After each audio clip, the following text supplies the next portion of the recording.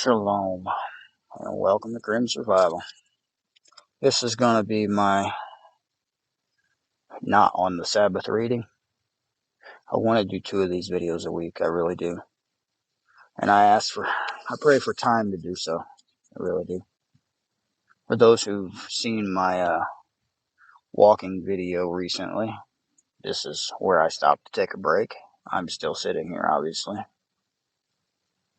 to record the reading. We left off at Genesis 12, if I remember correctly. It was 12? Yeah, it was 12.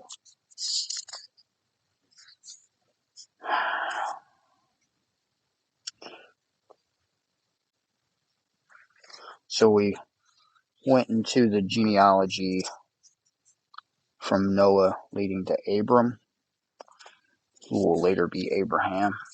And yeah, I know that sun's right there. I'm going to try not to make this insane. I got to kind of turn this thing because it's really off balance and trying to fall.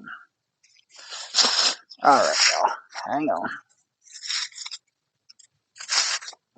The ground is uneven. The phone is uneven. If y'all fall over, sorry. For those of you who question if I wear this hat in public, I always get a lot of weird looks wearing this hat around here. You would think I was a Texan or something. I'm not. I've lived there, but I'm not from there. Alright, I'm recording with this microphone today, so this will be a little different than my normal recordings, but at least you'll have decent sound quality throughout, because I think it cuts out a lot of the background noise. So if the wind blows really hard, it might be harder to hear me. I'm not going to go too far today, just because I don't have a lot of time to sit here. And yeah, I'm sitting under a maple tree in a wooded area. There's a path on either side of me, and this is the nature park that I visit from time to time. Very nice, beautiful day out here. And I just wish I had the ability to read the word in a place like this every time I read it. I guess I shouldn't say the ability, because I have the ability. It's the means to do so. The gas to drive here, the time to get here. Yeah. Alright, so Genesis chapter 12. And Yahweh said to Abram, "Go yourself out of your land, from your relatives, and from your father's house, to a land which I show you. And I shall make you a great nation, and bless you, and make your name great, and you shall be a blessing. And I shall bless those who bless you, and curse him who curses you. And in you all the clans of the earth shall be blessed." So Abram left, as Yahweh had commanded him, and Lot went with him. And Abram was 75 years old when he set out from Haran. And Abram took Sarai his wife, Lot his brother's son, his nephew, and all their possessions that they had gathered, and the beings whom they had acquired in Haran, and they set out for the land of Canaan. And they came to the land of Canaan, and Abram passed through the land to a place of Shechem, as far as the terebinth tree of Moek. He went as far as the terebinth tree of Moek, or Morah. At that time the Canaanites were in the land. And Yahweh appeared to Abram and said, "To your seed I give this land." And he built there a slaughter place to Yahweh, who had appeared to him.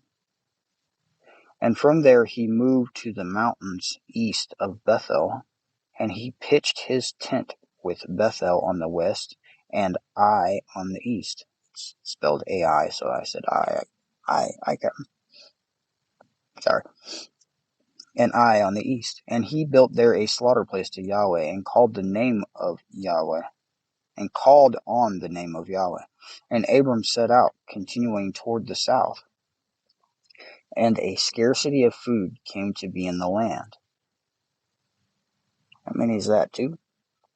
Two scarcities of food already? And a scarcity of food came to be in the land, and Abram went down to Mitzrayim to sojourn there. For the scarcity of food was severe in the land. And it came to be when he was close to entering Mitzrayim that he said to Sarai his wife, See, I know that you are a beautiful woman to look at. And it shall be when the Mitzrayites see you that they shall say, This is his wife, and they shall kill me, but let you live. There is a jet flying over my head.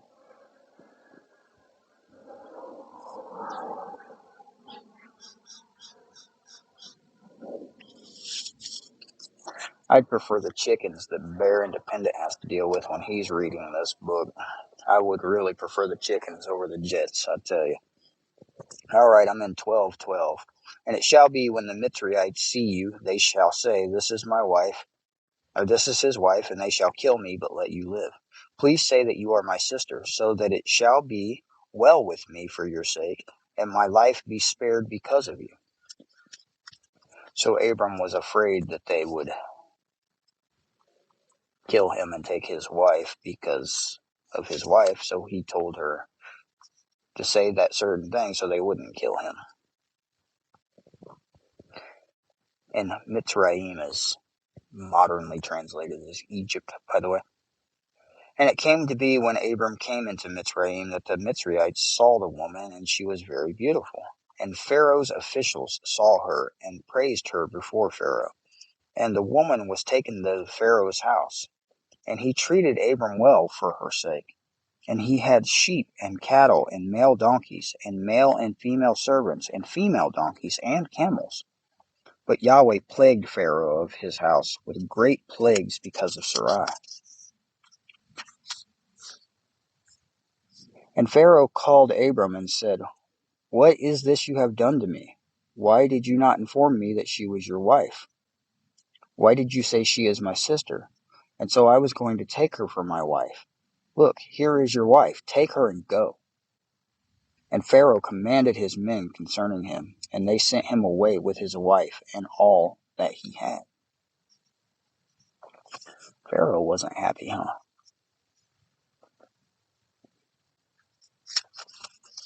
I mean, maybe this little tree's going to grow just a little stronger in this wilderness because of the reading that I'm doing next to it, right? So I probably shouldn't break it out of my way, because that's what I was about to do. Genesis 13. And Abram went up from Mitzrayim to the south, he and his wife and all that he had, and Lot with him. And Abram was very rich in livestock, in silver and in gold. He went on his journey from the south as far as Bethel, to the place where his tent had been at the beginning, between Bethel and Ai, to the place of the slaughter place which he had made there at first. And there Abram called on the name of Yahweh. Now Lot, who went with Abram, also had flocks and herds and tents. And the land was not able to bear them, that they might dwell together, for their possessions were so great. So they could not dwell together. And there was strife between the herdsmen. It's broken up here, I'm sorry. And there was strife between the herdsmen of Abram's livestock and the herdsmen of Lot's livestock. And at the time the Canaanites and the Pezerites dwelt in the land. And Abram said to Lot, Let there be no strife between you and me, and between my herdsmen and your herdsmen, for we are brothers. It is not all the land before you. Please separate from me. If you take the left, then I will go right, or if you go right, then I will go left. And Lot lifted his eyes and saw all the plain of the Jordan, that it was well watered everywhere, before Yahweh destroyed Sodom and Gomorrah, like the garden of Yahweh, like the land of Mitzrayim, as you go toward Tassar. Interesting. So Lot chose for himself all the plain of the Jordan, and Lot moved east. Thus they separated from each other. Abram dwelling in the land of Canaan, and Lot dwelling in the cities of the plain, and pitched his tent as far south as Sodom. But the men of Sodom were evil and sinned before Yahweh, exceedingly so. Does that sound familiar? And after Lot had separated from him, Yahweh said to Abram, Now lift up your eyes and look from the place where you are northward and southward and eastward and westward. For all the land which you see I shall give to you and your seed forever. And I shall make your seed as the dust of the earth, so that if man could count the dust of the earth, then your seed also could be counted. Arise, walk in the land, though it is through its length and its width, for I give to you. So Abram moved his tent and went and dwelt by the terebinth trees of Mamre. I'm going to say Mamre, which are in Hebron, and built a slaughter place there to Yahweh. I'm going to go one more. And it came, this is Genesis 14 now. And it came to be in the days of Aphriel, sovereign of Shinar, Arok, sovereign of Elasar, Kedolamer, sovereign of Elaim, and Tidal, sovereign of Goyim. Sovereigns are essentially kings. That they fought against Bera, sovereign of Sodom, Berisha, sovereign of Amorah, Shinab, sovereign of Admah, Shemeber, sovereign of Chesoboim, and the sovereign of Bela and Tosar, all joined together in the valley of Siddim, that is the Salt Sea. 12 years they served Kedor Omer, and in the 13th year they rebelled. Rebellion in the land. Something to think on that. And in the 14th year, Kedolamer and the sovereigns that were with him came and struck the Rephaim in Asher-Taroth, Quainaman, and Zuzim, I guess, in Ham, and in Emites, in the Shawa, Kurayim, whatever, and the Horites in their mountains of Seir as far as El Paran, which is by the wilderness.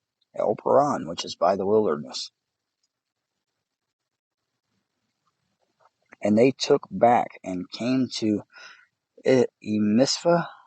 Mishpat, whatever, that is Kadesh, and struck all the country of the Amalekites, and also the Amorites who dwelt in Hatzalton Tamar, and the sovereign of Sodom, and the sovereign of Sodom and Gomorrah, and the sovereign of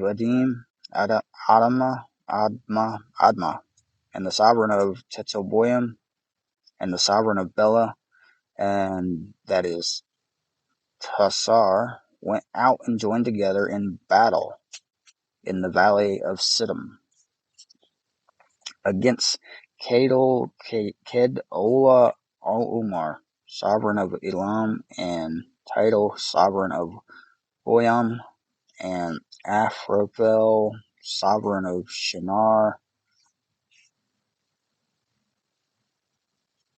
There's people. Sodom, where was I? Sovereign of Shamar, right? That's where I was at. This is like, yeah. And Oyak, sovereign of Elasar, 4 sovereigns against 5. 4 kings against 5 kings, basically. In the valley of Siddim had many tar pits. Tar pits are not good. I lost my place. I had an itch and I lost my place. Where was I? Tar pits, right? And the sovereign, okay, I'm at 1410. And the valley of Siddim had many tar pits, and the sovereigns of Sodom and Amorah fled and fell there, and the remainder fled to the mountains. And they took all the goods of Sodom and Amorah and all their food, and went away. Sodom and Gomorrah basically is the modern translation. 14:12. And they took Lot, Abram's brother's son, Abram's nephew, who dwelt in Sodom, and his goods, and left. They kidnapped Lot and took all his stuff and left. And one who had escaped came and informed Abram the Hebrew, for he dwelt by the terebinth trees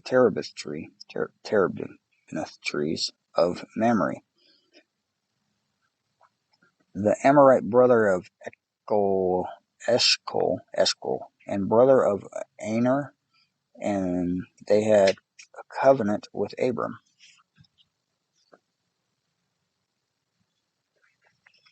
Squirrels are throwing things at me. Let's try that again. And one had escaped and came and informed Abram the Hebrew, for he dwelt by the terebinth trees in Mamre, and the Amorite brother of Eshcol and brother of Anar, and they had a covenant with Abram. And when Abram heard that his brother was taken captive, he armed his 318 trained servants who were born in his own house, and went in pursuit as far as Dan. Let's just take a second there. He armed all of his trained servants that dwelt in his house. Is everyone who dwells in your house trained? Had to add the prepper thing there, didn't I? 15. And he and his servants divided against them by night, and struck them, and pursued them as far as Hobath, which is on the left of Damascus. So they split. They split and engaged. I mean, you can find these tactics in Sun Tzu, right?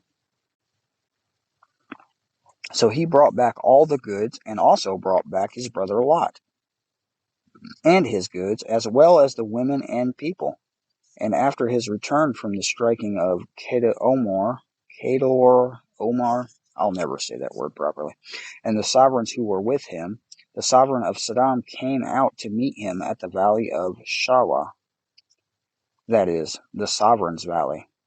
And Melchizedek, sovereign of Shalem, brought out bread and wine. Now he was the priest of the Most High El.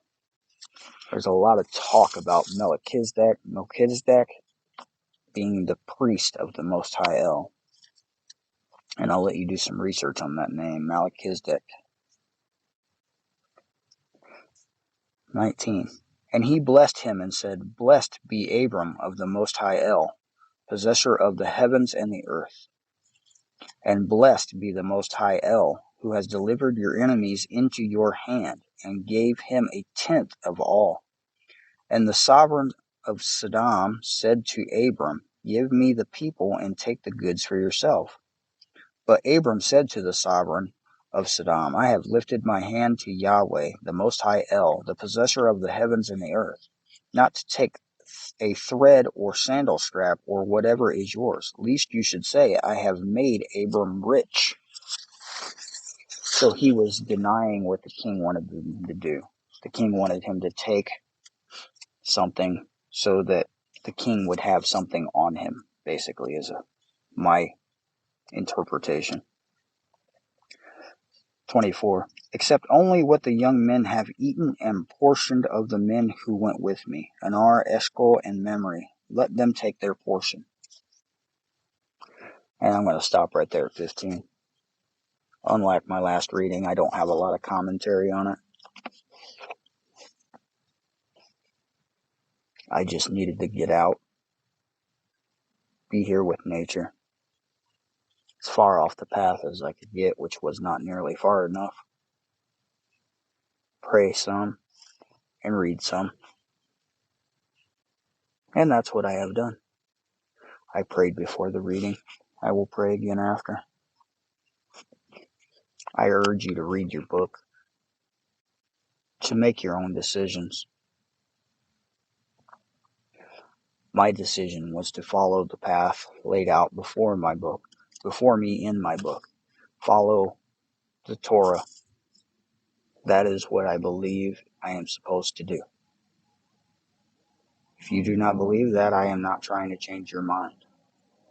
That is what I believe, and that is my choice. I do not judge those who choose differently. It's your choice.